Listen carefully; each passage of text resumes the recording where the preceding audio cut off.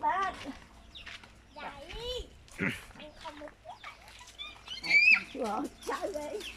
Bắt chơi nha, chơi nó sai.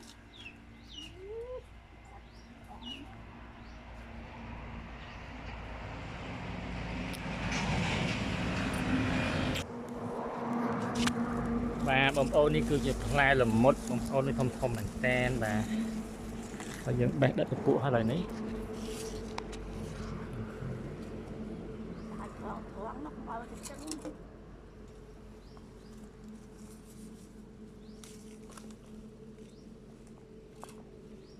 bà chẳng thấy op nhưng bà hột máu vì cho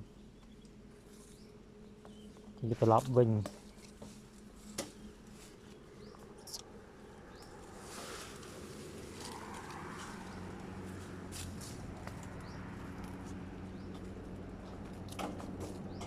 ắt chấu Chị ơi, phải bé. Chị nói.